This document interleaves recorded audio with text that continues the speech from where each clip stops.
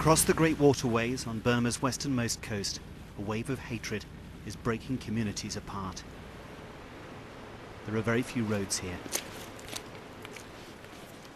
This is how we reach Sentimore, a remote Muslim fishing village of 1,500, now swollen by 5,000 evacuees. Their homes have been destroyed by the sectarian attacks which began in June.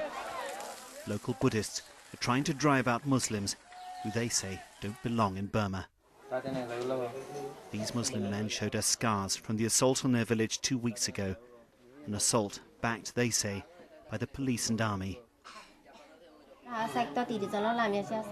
Sharatu Katu described the moment her husband was killed by a bullet while he was trying to douse the flames in the burning mosque.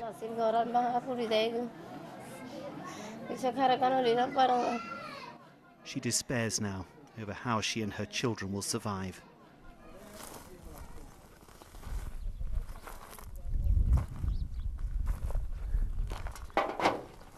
This was the Rohingya quarter of Pauktor, a nearby town. There are victims on both sides, Buddhist and Muslim. But the Muslim Rohingyas have borne the brunt of the violence. What happened to this village and many others wasn't a spontaneous outburst of ethnic anger.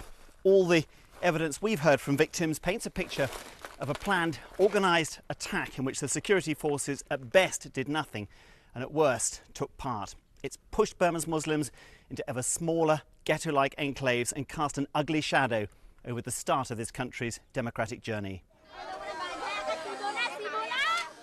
More than 100,000 people have been left homeless and hungry in a part of Burma already blighted by poverty. But Rohingyas bear an added burden. Even long-established families are not recognised as citizens. I am the rightful citizen of this country, and I am the rightful abider of that citizenship law. So why I have not the citizen ID card? That policy has encouraged local Buddhists to believe it's okay to expel Muslim neighbours with whom they have a long list of grievances. At a monastery, I was shown photographs of alleged Muslim atrocities. Muslims are accused of trying to outgrow the Buddhist population. We can't expel them all.